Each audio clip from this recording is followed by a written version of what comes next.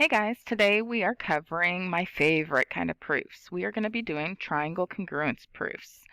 But before we can get into that, we need to go ahead and do our warm-up. So last class we learned about the triangle congruence theorem, side, side, side, angle, angle, side, and side, angle, side. So on this warm-up, they ask you to mark the triangles with the given information and then decide which congruence theorem we could use to prove these two triangles congruent. So the given information for this first triangle is that segment AB is congruent to CD. So segment AB congruent to segment CD, and that segment BC is congruent to segment AD. Now they only gave us 2 bits of information. However, if you look at the diagram, you can see that each of these two triangles are sharing this side AC. So we can make the statement that segment AC is congruent to segment AC. It's the same length for both triangles. So now, based on what we see on our diagram, we can prove triangle ABC to be congruent to triangle ADC through, or CDA, through side, side, side, because all 3 sides are congruent. Remember, once you prove that 2 triangles are congruent, then that means everything about them is congruent, not just these sides, but the angles as well. All right. Number 2, our given information is the angle EBA, so EBA is this angle, is congruent to angle DBC, and the angle A is congruent to angle C, so we can mark those. Always, always, always label your diagram with the given information. I can't stress that enough. And the angle B is the midpoint of AC. So if B is the midpoint of this segment AC, then that means it's in the middle. It's the middle point. Therefore, segment AB and segment BC are equal to each other, are congruent to each other. So now that we know all that, we can prove that triangle AEB is congruent to triangle CDB by angle, side, angle.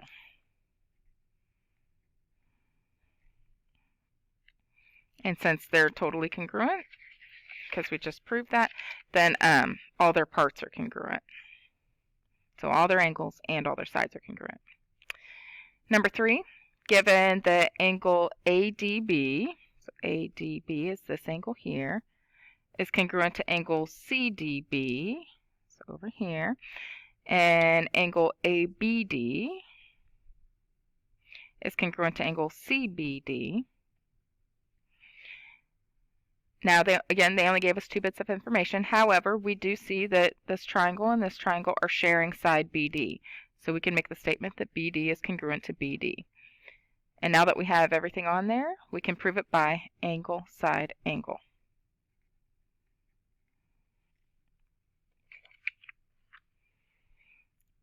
And last but not least, we are told that segment KI is congruent to segment TI, and that ray IE, even though it's not really a ray, it looks more like a segment, bisects angle KIT. So it's bisecting this big angle here. So that means this little angle and that little angle are congruent.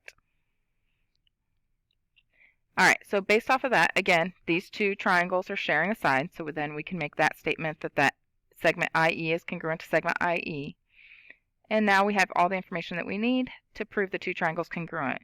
As you take your finger around the triangle, we see side, angle, side. So we can prove it by side, angle, side, so therefore everything about the triangles are congruent. All right, so like I said, today you're going to be learning how to do proofs for proving triangles to be congruent.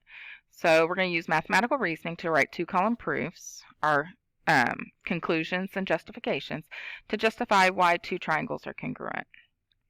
Now, with your notes today, I'm supplying you with this sheet here. It is a super, let me zoom out, a super important sheet because it has majority of the justifications that you'll be using to prove triangles congruent. So off to the left here, now I have one on here, and we'll end up having to add another one, but I do have one on here that we haven't covered yet. We will cover it here pretty soon, maybe not next class, but the class after that. So we've got our side, angle, side, side, side, side, angle, angle, side, angle, and this HL stands for hypotenuse leg theorem. Now these are the theorems you use when you make the statement that triangle such and such is congruent to triangle such and such. So these would be your justifications for that. If you're trying to prove, so that would be your final step for proving triangles congruent. If you're trying to prove that parts of a triangle are congruent, then you would first have to prove that the whole triangles are congruent, and then you can make the last statement that those two parts that you're trying to prove congruent are congruent by CPCF, which stands for corresponding parts of congruent figures. We also have corresponding angles postulate, which we've talked about in the past, the parallel lines theorem, which deals with alternate interior angles being equal, alternate exterior angles being equal, and same side interior angles being supplementary, adding up to be 180. We'll also be using definition of an angle bisector. So if they tell you that like ray such and such bisects this angle, then you know it splits it in half, and we can make the statement that the two smaller angles are equal to each other or congruent to each other. And that would be by definition of angle bisector. We've got definition of midpoint, which splits a segment in half, so you can say the two segments are equal by definition of midpoint. We've got definition of isosceles triangle, so if the two base angles are equal, then the two sides opposite those base angles are equal, and vice versa. And then we've got definition of a circle, where all the radii are equal. Vertical angle theorem, which we've talked about literally all year long, where you have two intersecting lines, opposite angles are equal. The linear pair theorem, telling us that two angles that make a straight line add up to be 180. Their angles add up to be 180. Reflexive property, when you state the same thing is equal to itself, that's reflexive property. So for all those on our warm-up here, when we said that this side is congruent to that side for both the triangles, that's using the reflexive property. Transitive property, which we used a lot, if A equals B and B equals C, then A equals C. And then understanding that perpendiculars form right angles, and all right angles are equal. So whenever you have to prove two angles that are equal and you're told that the two lines that make those angles are perpendicular, you're just stating, yeah, those two angles are equal by definition of perpendicular. All right, so this paper is huge when you're doing proofs. You need to hold on to this. Don't ever lose it. All right, so now we're going to learn how to write two-column proofs for proving triangles congruent. We're just going to do a couple of examples, and then I'm going to let you do stations around the room.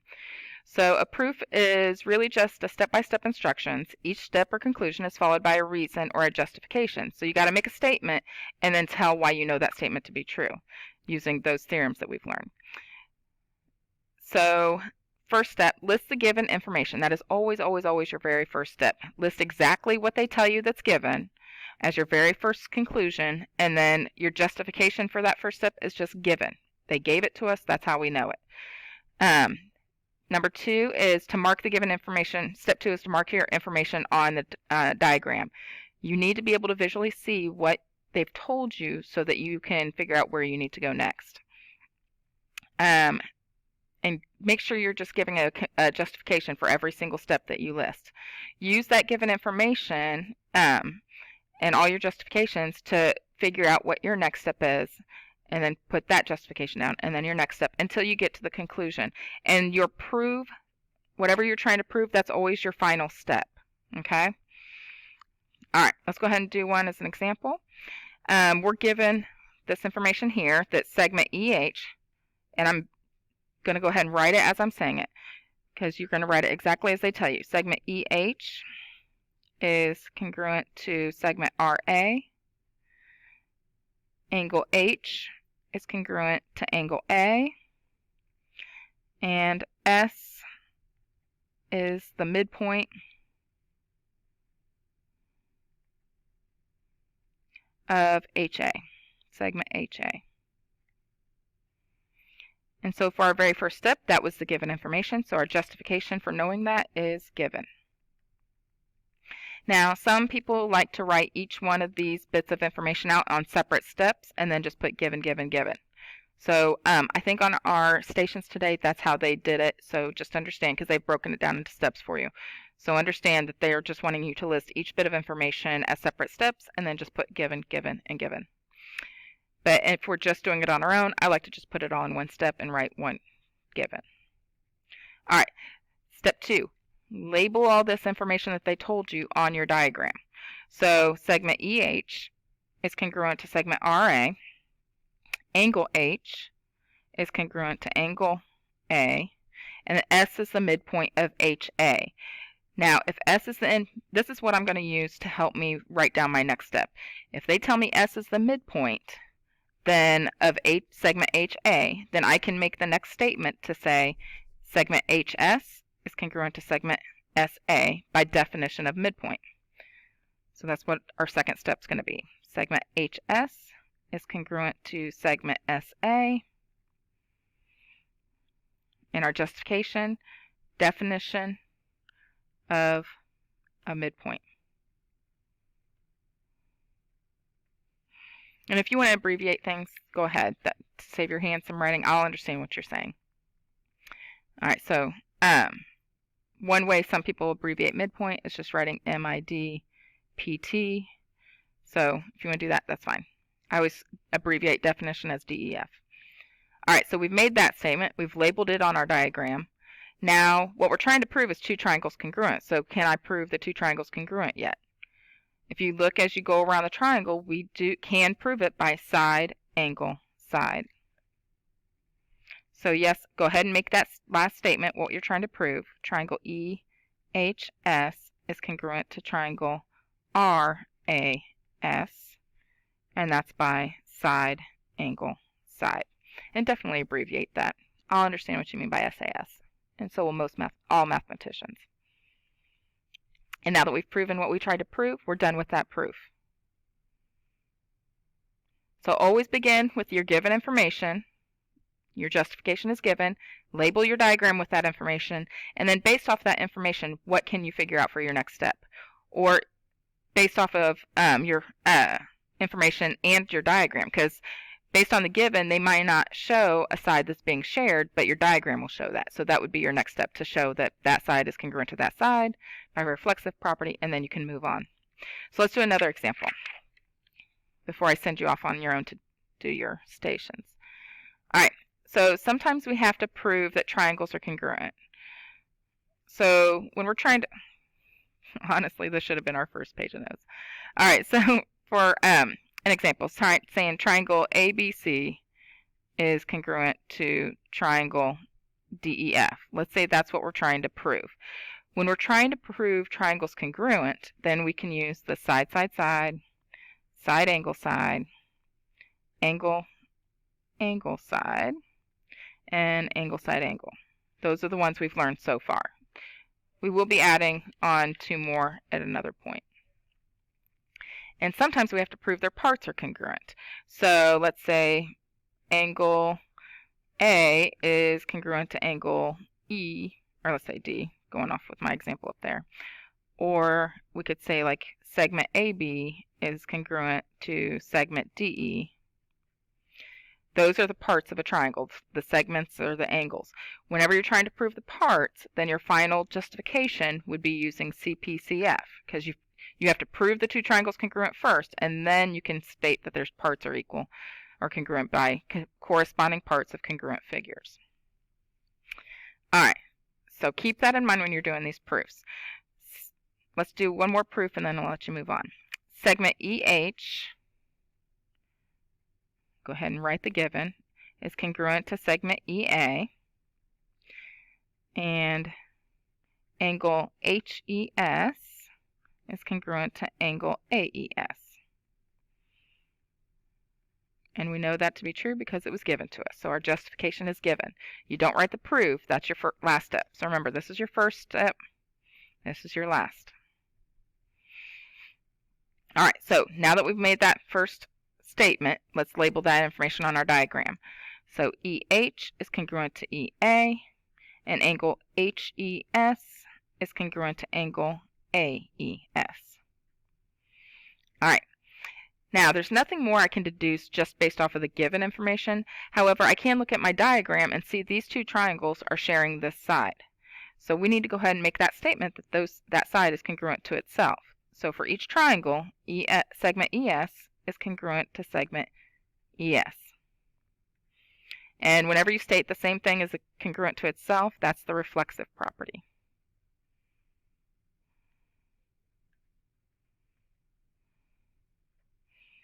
So anytime they're sharing something, that's when you're using a reflexive property, stating that that same thing that they're sharing is congruent to itself. All right, now that we've stated all that, as you take your finger around, we can see that we can prove the two triangles congruent by side, angle, side. Sorry, put that in the wrong spot. So we make the statement that the two triangles are congruent. So now you have to get the order correct. Now the first triangle, I'm just going to write triangle HES. It doesn't matter what order the letters that I put for the first triangle. But for the second triangle, I got to match up the corresponding angles. So we know angle E is congruent to angle E for both triangles.